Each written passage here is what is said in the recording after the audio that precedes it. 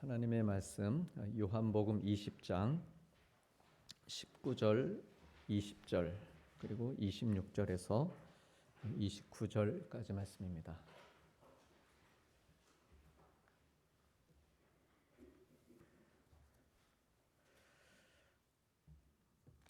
하나님의 말씀 한 절씩 교독으로 받들어 읽겠습니다. 이날 곧 안식 후 첫날 저녁 때에 제자들이 유대인들을 두려워하여 모인 곳의 문들을 닫았더니 예수께서 오사 가운데 서서 이르시되 너희에게 평강이 있을지어다.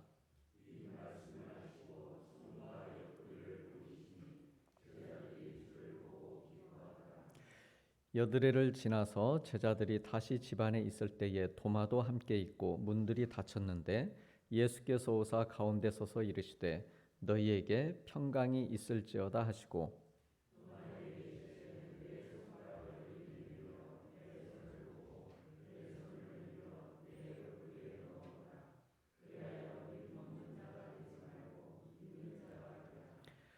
도마가 대답하여 이르되 나의 주님이시요 나의 하나님이시니이다.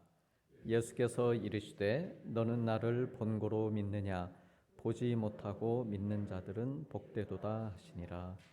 아멘. 하나님께서 이 말씀으로 우리에게 은혜 주시길 원합니다. 우리 주님께서 부활하셨습니다. 부활하신 예수님의 그 생명이 사랑하는 성도님들께 또 가정 가운데에 충만히 임하시기를 주님의 이름으로 축복합니다. 성경의 사복음서 모두는 공통적으로 다시 사신 예수님께서 제자들을 찾아오신 이야기를 기록하고 있습니다.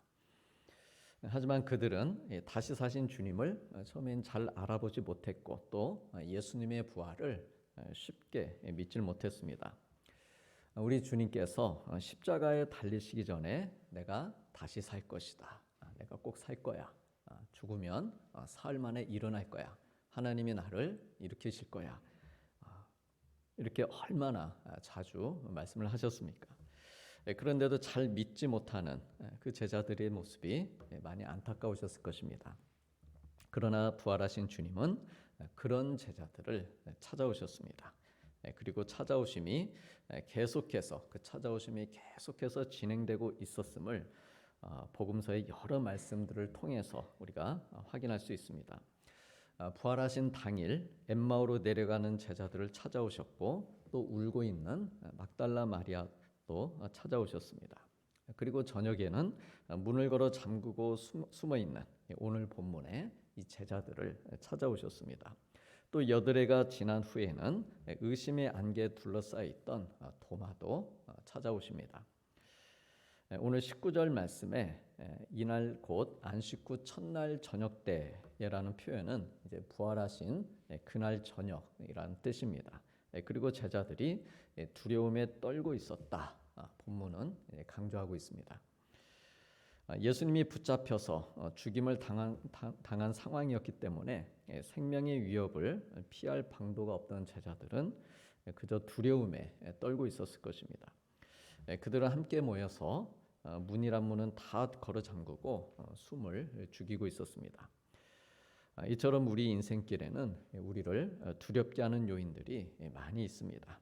일에 대한 두려움, 실패에 대한 두려움, 죽음에 대한, 질병에 대한 두려움, 건강에 대한 두려움이죠. 또 관계에 대한 두려움 등 두려움은 우리를 힘들게 하고 움츠러들게 만듭니다. 그런데 어쩌면 두려움이 나를 찾아오는 것이라기보다는 내가 두려움을 불러들이는 때가 많은지도 모릅니다. 어쨌든 두려움은 밖을 나가지 못하게 하고 우리 인생에 깊은 밤을 만들게 됩니다. 그런데 제자들의 그 두려움의 자리에 부활하신 예수님께서 들어오십니다. 문을 잠그고 또 숨어있는 제자들에게 들어오신 주님께서 제자들을 나무라지 않으십니다. 두려움의 상황을 특별히 바꿔주신 것도 아니고 또 죽음의 권세를 물리치신 그 힘, 그 능력으로 대제사장 세력과 빌라도를 먼저 찾아 멸하고 왔으니 이제 더 이상 두려워할 필요도 없다. 이렇게 말씀하시지도 않으셨습니다. 내가 오다가 너희 괴롭힌 사람들 있지, 너희 두렵게 만든 사람들 있지, 걔들 먼저 처리하고 왔어. 그러면 얼마나 속이 후련하겠습니까? 더 힘도 나고 용기도 생기고 당장 그럼 밖으로 나갑시다. 근데 그런 말씀 하시지 않으셨다라고 하는 것이죠. 대신에 아주 소박한 인사를 나누십니다. 너희에게 평강이 있을지어다.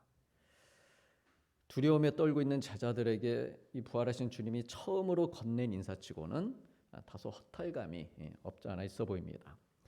여기서 평강으로 번역된 헬라어 이 에이레네라고 하는 말은 이 샬롬과 같은 말입니다. 그런데 샬롬은 이제 구약 전통에서 말하는 이 샬롬은 물론 그것도 좋은 의미입니다. 전혀 어떤 이지러짐이 없는 완전한 상태이기 때문에 좋은 의미죠. 근데 이 구약에서의 샬롬은 유대인들이 길에서 이제 오며 가며 만나는 사람들에게 나누는 전통적인 인사말이지만 주님께서 이날 제자들에게 하신 이 에이레네라고 하는 말은 일상에서 나누는 인사와는 조금 다른 차원의 평안이었습니다. 그리고 이 평안이 어떤 성격의 평안인지 주님께서는 이미 앞에 요한복음 14장에서 말씀하신 적이 있으십니다. 평안을 너희에게 끼치노니 곧 나의 평안을 너희에게 주노라. 그러니까 너희들이 인사말로 서로 주고받는 그런 평안이 아니고 나의 평안이다. 이 평안은 내 평안을 너희에게 주노라. 내가 너희에게 주는 것은 세상이 주는 것과 같지 아니하니라. 그러니 너희는 마음에 근심하지도 말고 두려워하지도 말라라고 하셨습니다. 우리들도 이미 많이 들어본 익숙한 잘 알고 있는 이 말씀의 평안입니다. 주님은 이 평안이 세상이 주는 평안과 같지 않은 평안이다 말씀하셨습니다. 근심도 이기고 두려움도 떨쳐낼 수 있는 평안이다라고 하셨습니다. 우리가 사람들 만나서 안녕하세요 이렇게 하는데 그 말하는 순간 두려움이 떨쳐지느냐 근심이 떨쳐지느냐 그렇지 않습니다. 인사하면서도 잘 지내시죠? 예, 잘 지냅니다. 그러나 두려워하고 근심하는 마음은 떠나질 않고 있습니다. 그러니까 일반적인 그런 인사말이라고 하는 것이죠. 그런데 주님께서는 내가 말하는 이 인사말, 이 평안은 다르다는 것입니다. 지금까지 우리가 경험하지 못한 완전히 다른 차원의 평안이다라고 하셨습니다. 주님께서 이 평안의 말씀을 주신 때가 언제냐면 그때로부터 불과 사흘 전 주님께서 잡히시던 날 밤에 주신 것입니다. 바로 직전에 유월절에 제자들과 함께 식사를 나누시고 발을 씻겨주신 후에 주신 말씀입니다. 이제 곧 십자가의 죽음, 그 고난을 앞두신 상황에서 제자들에게 진정한 평안이 있기를 빌어주신 것입니다. 그러나 제자들은 그 평안의 의미를 알지 못했죠. 알 수가 없었습니다. 그래서 두려워하고 문을 닫아두고 떨고 있었던 것입니다. 그 중에 어느 한 제자, 11명이 모여 있는데 그 가운데 어느 한 제자도 야 사흘 전이야, 불과 사흘 전에 말씀하셔서 기억 안 나냐? 근심하지 말라고 그러셨잖아. 평안이 있다고 그랬잖아. 세상이 주는 것과 다르다고 그랬잖아. 한 제자도 그 자리에서 좋은 말씀입니다. 평안 좋죠. 두려워하지 않겠습니다. 근데 듣는 것과 실제는 다르다는 것이죠. 그만큼 우리가 이 자리에서 하나님의 말씀을 듣는 것과 또 세상에 나아가서 실제 우리가 경험하다 보면은 그 평안을 갖기가 내 것으로 가지고 있기가 참 쉽지 않다라고 하는 것을 우리도 똑같이 경험하게 됩니다. 그래서 두려워하고 문을 닫고 떨고 있는 것이죠. 그런 제자들에게 예수님께서 오셔서 너희에게 평강이 있을지어다. 그러면서 못자국 난 손과 창자국 난 그 옆구리를 보여주셨습니다. 그러면 주님께서는 왜 그 상처들을 보여주셨을까라고 하는 것입니다. 그 상처들은 고통의 흔적입니다. 패배의 흔적들입니다. 주님 당신은 물론 제자들에게도 별 도움이 되지 않는 그런 흔적들입니다. 그들의 기억 속에 상처로 트라우마로 남아있는 그런 흔적들입니다. 그런데도 굳이 그 손과 옆구리를 보여주시면서 너희에게 평강이 있을지어다. 내가 너에게 주는 것은 세상과 같지 않다라고 하셨습니다. 심지어 누가복음에 보면 예수님께서 손과 발을 제자들에게 직접 한번 만져봐라 하신 후에 고기가 있느냐 고기를 달라 해서 드시는 이야기도 전하고 있습니다. 성경학자들은요 주님께서 이러한 모습들을 보여주신 것은 그 두려움에 떨고 있는 제자들이 주님이 정말 살아나셨다. 정말 살아나신 게 맞구나라고 하는 이 부활에 대한 확신을 갖기 원하셨기 때문이다. 이렇게 해석하고 있습니다. 사랑하는 성도님들, 주님의 부활을 기뻐하고 찬송하는 이 아침에 우리들의 두려움의 자리에도 부활하신 주님께서 들어오셨습니다. 세상이 두려워서 문을 걸어 잠그고 숨어있는 나에게로 들어오십니다. 들어오셔서 나를 나무라지 않습니다. 나무라지 않으시고 그렇게 전하시는 것이죠. 너에게 평강이 있을지어다 라고 말씀하십니다. 너의 가정에 평강이 있고 네가 하는 모든 일과 관계들에도 평강이 있으라 라고 말씀하십니다. 상대방의 생각을 묻지 않습니다. 그냥 이건 선포입니다. 예수님의 선포입니다. 내가 스스로 만들어가거나 세상이 주는 평강과 같지 않은 전혀 다른 차원의 완전한 평강을 말씀하십니다. 그렇다면 과연 우리는 제자들과 다르게 이 평강의 의미를 알 수 있을까라고 하는 것이죠. 우리가 이 평강의 의미를 알기 위해서 우리는 먼저 주님의 손과 발에 난 못자국, 옆구리에 난 창자국을 볼 수 있어야 됩니다. 그것들이 패배와 실패 흔적들이 아니고 정말 나를 향하신 하나님의 사랑의 흔적이었구나. 그것을 새롭게 주님의 그 못 박히심과 주님의 그 창에 찔리심을 우리는 새롭게 해석해야 된다라고 하는 것이죠. 3일 전에 그 관점으로 해석하면 안 된다라고 하는 것입니다. 부활하신 주님이십니다. 그러므로 새롭게 다시 사셨다는 부활의 증거임을 볼 수 있어야 된다라고 하는 것이죠. 그럴 때 우리는 세상이 주는 것과 같지 않은 주님이 주시는 평강을 누릴 수 있습니다. 19절 하반절과 20절에서 너희에게 평강이 있을지어다 이 말씀을 하시고 손과 옆구리를 보이시니 어땠습니까? 제자들이 주를 보고 기뻐했다라고 했습니다. 드디어 주님이 주신 평강을 누리기 시작한 것입니다. 잡히시기 전날 밤 말씀해 주셨던 그 평안의 의미를 비로소 깨달은 것입니다. 사랑하는 성도님들, 이 땅에는 평화가 없습니다. 평화가 없으니 평안도 없습니다.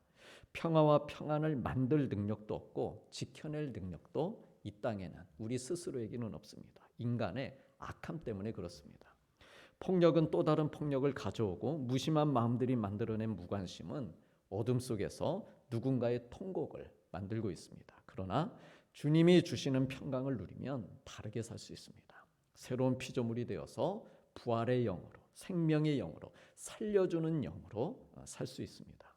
그러면 우리에게 평강을 주신 주님께서는 우리에게 어떻게 살라고 말씀하시는가라고 하는 것이죠. 첫째는 다시 사신 주님의 부활을 믿는 것부터 시작하라라고 하십니다. 예수님께서 제자들에게 처음 나타나셨을 때 그 자리에 도마는 없었습니다. 주님께서 다녀가신 후에 제자들이 도마에게 주님이 부활하셨어, 다시 사셨어 알려줬지만 어땠습니까? 도마는 그 말을 믿지 못했습니다. 왜 믿지 못했을까요? 왜 믿지 못했을까요? 아직 그에게는 주님이 주시는 평강이 없었기 때문입니다. 너희에게 평강이 있을지어다 라고 말씀하셨던 그 현장에 없었기 때문입니다.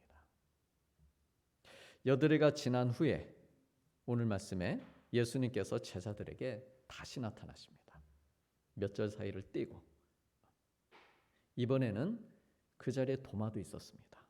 주님께서 제자들에게 말씀하십니다. 26절에 도마도 함께 있고 문들이 닫혔는데 예수께서 오사 가운데 서서 이르시되 전과 똑같은 말씀하십니다. 너에게 평강이 있을지어다. 저는 이 말씀은 특별히 여러 명이 모여 있었지만 도마에게 주신 말씀이다. 그렇게 생각을 합니다. 도마는 못 들었었거든요. 이 이야기를. 제자들은 이 이야기를 알고 있었습니다. 이 말씀을 이미 들었기 때문에. 그리고 도마를 바라보시면서 말씀하시죠. 너의 손가락을 내밀어서 내 손을 보고 너의 손을 내밀어 내 옆구리에 넣어보아라. 그리하여 믿음 없는 자가 되지 말고 믿는 자가 되라 라고 하십니다. 우리 사랑하는 성도님들, 믿음은 평안으로부터 맺히는 열매입니다. 믿음이 있어서 평안한 게 아니고 평안해야 믿을 수 있는 것입니다. 내 마음이 두렵고 불편하고 불안한데 무엇을 믿을 수 있겠습니까? 주님이 주시는 평강이 가득할 때, 세상이 주는 것과 다른 평강이 임할 때 믿음이 생기는 것입니다. 믿을 마음이 생기는 것이죠. 십자가와 부활의 주님을 믿는 것부터 새로운 삶이 시작이 되는 것입니다. 그러므로 우리 사랑하는 성도님들, 주님이 주시는 평강을 그대로 우리 성도님들의 마음에 받아들이시고 믿음 없는 자가 되지 말고 믿는 자가 되시기를 축복합니다. 믿는 자가 되어서 그 부활 신앙 위에 우리 성도님들의 인생을 견고하게 세워가시기를 축복합니다. 주님의 십자가와 부활의 증인들이 되시기를 축복합니다. 그래서 두 번째로 평강을 주신 주님께서는 우리가 이 부활의 소식을 전하며 살기를 바라십니다. 여전히 두려움 가운데 있는 사람들, 우리 주변에 그런 사람들이 있는데 그들에게로 나아가서 그들을 찾아서 내가 주님께 받은 것처럼 당신에게도 평강이 있길 원합니다. 이렇게 위로하고 격려하고 축복해 주시기를 우리 하나님께서는 바라십니다. 그래 그들에게도 주님의 평강이 임하고 그들도 믿는 자들이 되고 그리고 그들도 부활과 평강의 증인들이 되어 살기를 우리 하나님께서는 바라십니다. 그러므로 이 복된 주일, 이 부활주일 아침에 주님이 찾아오셔서 내게 전해주신 이 부활과 평안해라, 평강이 너에게 있을지어다, 이 평강의 소식을 한 분 한 분 들으시고 또 그 말씀에 응답하시고 그 소식을 온전히 믿는 자들이 되어서 주님을 찬양하며 기뻐하는 증인의 삶을 살아가시기를 주님의 이름으로 축원합니다. 오늘 주신 말씀을 놓고 잠시 기도하시겠습니다. 부활의 주님, 이 시간 제게 오셔서 평강이 있을지어다 말씀하시는 주의 말씀 듣게 해주시고 세상이 주는 것과 같지 않은 평강을 누리며 회복되고 기뻐하는 삶을 살게 하여 주옵소서. 주님께서 다시 사신 것을 믿는 부활의 믿음이 자라가게 하시고 주님이 주시는 평강이 필요한 이들에게 하나님 나라의 복음을 전하는 부활의 증인으로 살게 하여 주옵소서라고 같이 기도하시겠습니다.